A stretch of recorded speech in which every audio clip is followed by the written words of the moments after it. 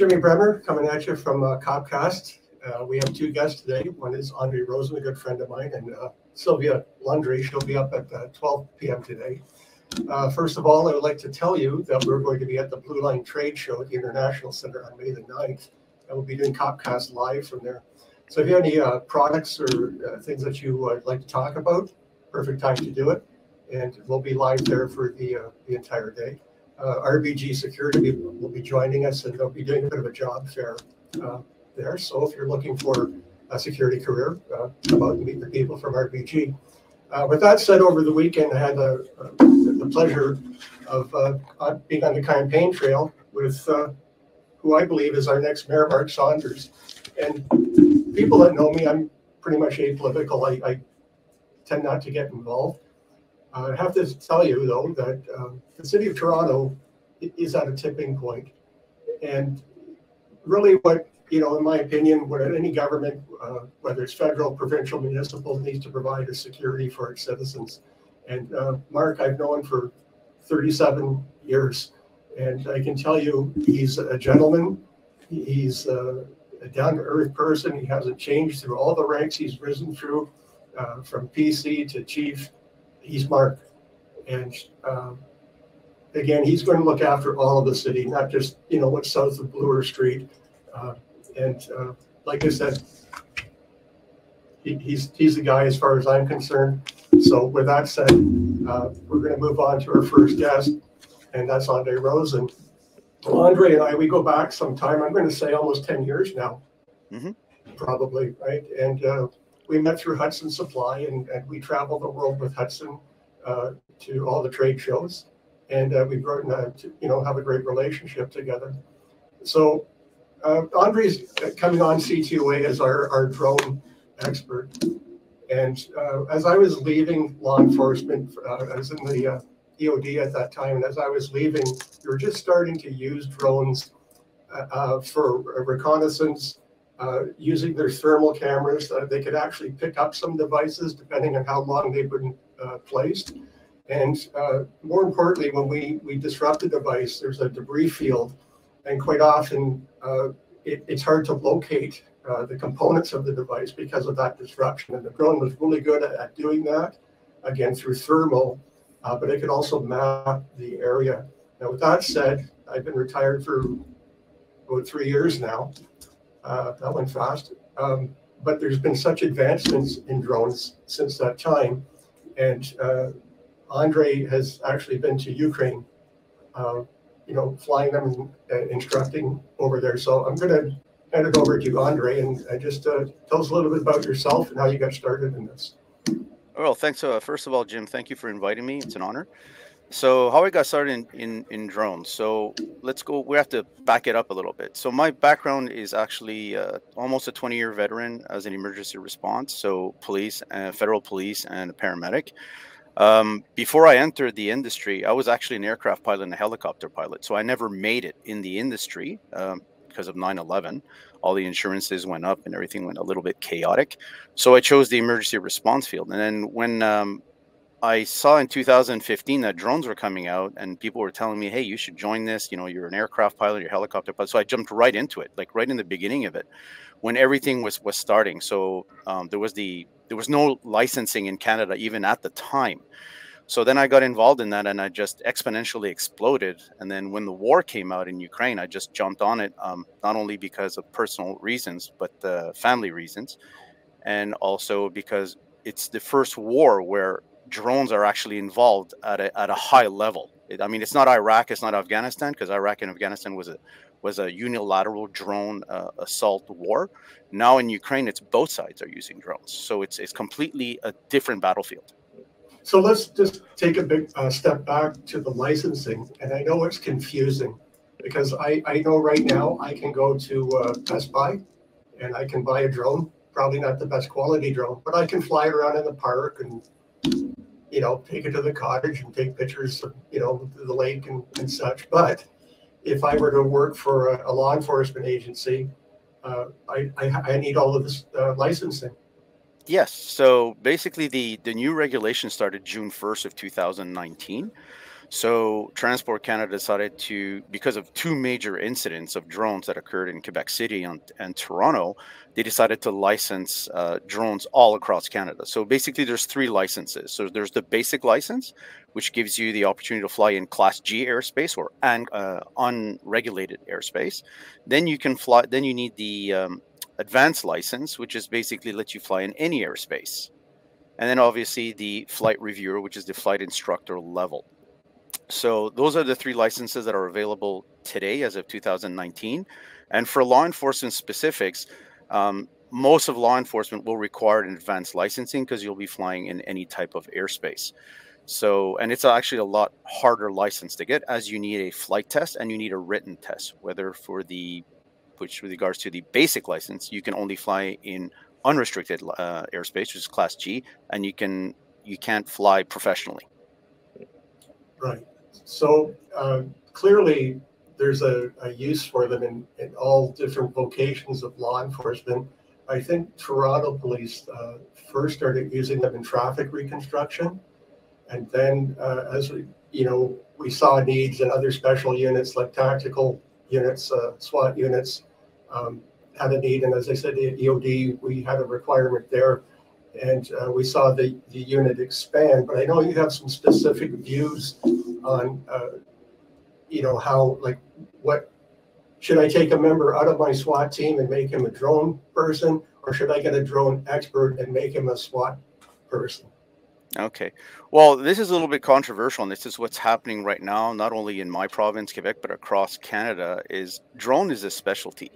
Yes, drone is a tool, but you need to integrate that tool professionally within whatever you want to use it for law enforcement. And then the other issue is, are you going to use it indoors or are you going to use it outdoors? And then what type of drone you're going to use. So let me get into that. So for the inside use of drones, you do not need a license because Transport Canada does not regulate inside buildings. You just need the owner of the building to allow you to enter that building and fly it legally. Then outside, you're limited by weight. So any drone under 250 grams does not require licensing, so you can use it anytime you want. So you still are regulated with regards to negligence and stuff like that. And then anything above 250 grams, you need to actually register it to Transport Canada. And then depending on where you're flying, you need a special authorization and, of course, a license. So with regards to law enforcement, that creates a little bit of an issue because there's so many drones out there, and every drone that law enforcement will use will require a registration or not. And then obviously training on that specific drone. So let me very perfectly blunt here and perfectly clear. Not every drone can be implemented for patrol, and not every drone can be implemented for SWAT. It is specific. And then obviously there's the specific drone training, and then obviously the specific law enforcement training for that specialty. So are you seeing like a people trying to do like a one size fits all, and if I can fly it outside, I can fly it inside? And yes, that's right. So is basically, that working or is that not working? Well, actually, it's not working because unfortunately, drones is such a technical field. A lot of people don't really know about what the technology can do. And actually, also, the drone industry is changing every 18 months. So the biggest problem that law enforcement agencies are going to face in the future, actually now and in the future, is actually keeping up with the tech, because the drones are becoming smaller. Now we're entering the fourth generation of drones, which is AI, and it's just going to keep on going that way. So things, to actually stay into the industry, you really have to be on top of things. So drones should not just be a tool, but actually a unit integrated within law enforcement. I see. Okay, so with that said, tell us about how you got to Ukraine. I know you have family there, and that's one of the main motivations. But obviously, your drone experience paid off. Yeah. When So you got there. So my first deployment on Ukraine was actually used to extract my family, my in-law family, out of Ukraine because it was getting really hairy for them. And a couple of army guys approached me and said, "Hey, are you a drone guy?" And I said, "Yeah, I'm here to extract my family." And then they introduced me to some other people, and they said, "Well, are you willing to teach here and show us more how you use it?" I'm like, "Sure, I'd love to." So basically, that's actually how it happened. And in Ukraine and in Poland, there is no regulatory aviation authority, just like we have. So it's pretty much free for all. So basically, at the beginning of the war, and I'm saying obviously at the beginning of the war, the first few months, it was quite a zoo because everybody was using anything and everything. So basically, we're looking from small drones to mid drones, and people really didn't know how to fly them over there. And unfortunately, even still till this time, the Ukrainians are losing about 1,500 drones a week. And that's obviously based on lack of training. It's also based on electronic warfare, which is very new for them and for North American pilots like myself, seeing how a drone gets neutralized. So that's how I got involved. And then I started training higher end SF units. And it trickled from there. And I'm actually leaving next week back to Ukraine to do the same thing and to run some operations over there to help them out. All right, well, I wish you Godspeed with that. That said, we're seeing a lot of improvised explosive devices, mounted on drones or being used as suicide drones, or they're able to drop munitions now. Can you expand on that a little bit in terms of the weight sure. that they can carry? So basically, I've been involved in the three types of drones that are used in Ukraine. So FPV, where you're using goggles, which are carrying explosives. Visual line of sight, which is your standard DJI drones and other drones that can carry payloads of 82 millimeter mortars and grenades and RGK modified grenades. I mean, they're using anything and everything that can be dropped from the air, whether vertically or with speed. So, and then there's obviously the cargo drones, which can actually go a lot further, and which I've seen hexacopters to be specific, and they could carry 4 82 millimeter mortars and even higher ones, 120 millimeter mortars. Wow. That's some serious damage. The only thing is that they're using anything and everything because that's all that they have available. So I got kind of involved in all three. It's quite impressive to see how they have adapted and how they've used that.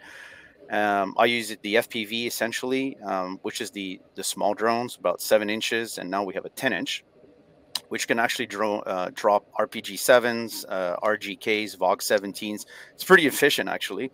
It's something that we'll never see in Canada, but in Ukraine, like all these engineering firms are actually fandangling all kinds of explosives on these drones and modifying them for war, and it's working.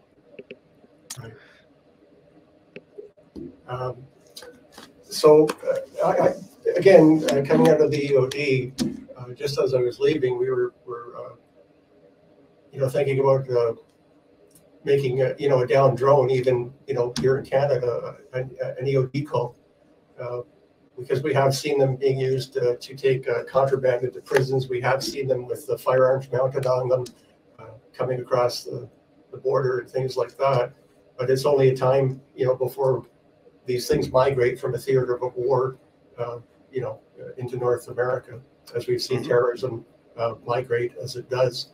So, I think it's, again, interesting now that this is a conflict that's pretty much being fought with drones. Yeah. So what I'm actually seeing, and this goes back from the Iraq and Afghanistan, where the terrorists were actually using already DJI and commercially off-the-shelf available drones to drop whatever they can do, kind of a little bit like what Ukraine and Russia is doing right now. Right. And now we're seeing it trickling into Canada with regards to the correctionals, where they're dropping narcotics, they're dropping phones, they're dropping money. It's going to come to Canada. Let's not kid ourselves. And unfortunately, what worries me the most is actually the explosive part. Is that now with all this YouTube being exploded all over the place from Ukraine, people are getting all these nasty ideas and say, hey, if it works in Ukraine, let's try it in Canada. So then you got a whole can of worms being opened up here, because now if you can strap an explosive, imagine the close protection teams, imagine prime ministry protective detail teams, imagine even private security teams or perimeter security. All this is going to become a very, very big problem if we don't address it quickly. And it's already started. I mean, the correctionals are having all the problems in the world with regards to dropping stuff. So Canada's been trying to find solutions with regards to counter drones, which we've seen in 2020 and 21, which was the drone defender gun that actually neutralizes drones. There's other technology out there, but it's still not mainstream law enforcement. Let's just put it that way. Right. Understood. Can you comment? Well, again, I'll just talk about YouTube a little bit. I'm surprised because when you go on YouTube currently, firearms, becomes more controversial every day. But a lot of YouTube videos that reference firearms actually get taken down.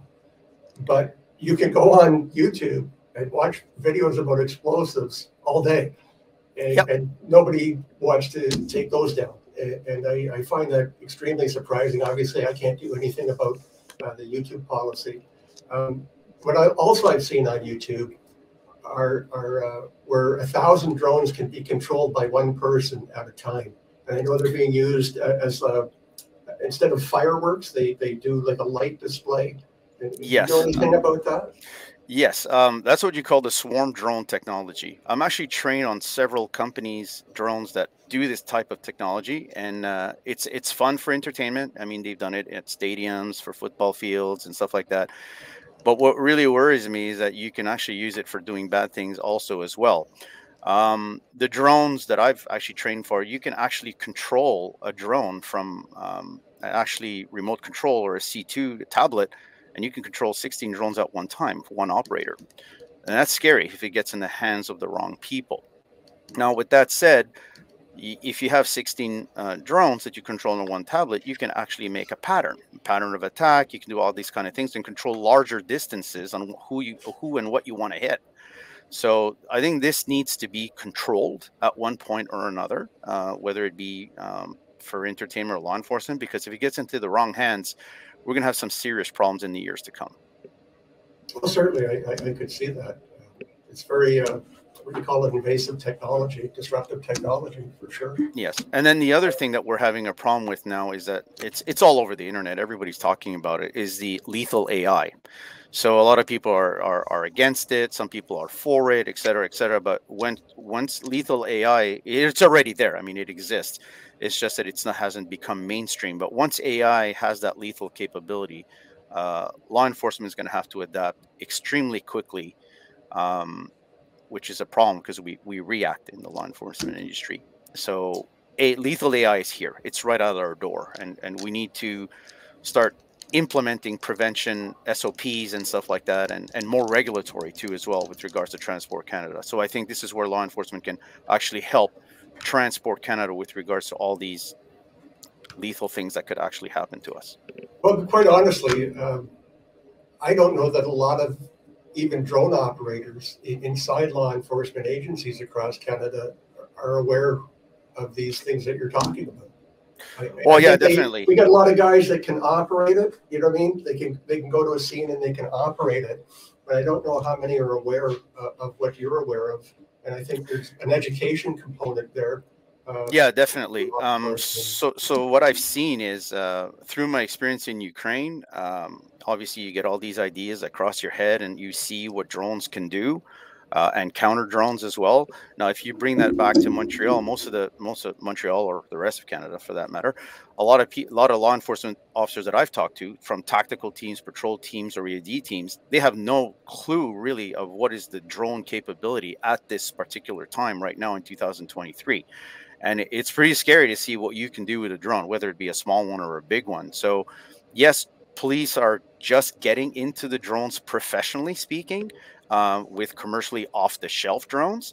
And swarm drones is not really implemented yet, as I've seen, but it's coming. So basically, we're going to need to have a drone information hub or a drone training as 18 months pass, because as I said before, drone technology evolves every 18 months. So that drone unit specifically attached to a law enforcement agency is going to need to adapt and learn quickly on what is coming out on the market, because the market changes every 18 months, whether it be a thermal camera, whether it be the technology, whether it be the capability. Let me ask you this. How long should a drone operator course be for a police officer? How many hours should it be? Well, first of all, let's start with the basics, Jim. So I don't see any law enforcement agency being serious in drones if they don't, number one, have a budget for a drone unit specifically. They can also do subcontracting if they want to. But further specific operators, they're going to need to decide what type of drone operator is going to be used in law enforcement agencies? Is it going to be FPV? Is it going to be visual line of sight, or is it going to be beyond visual line of sight? Because this is the next category of complex drones that is coming up in Transport Canada. It's coming. It's already there.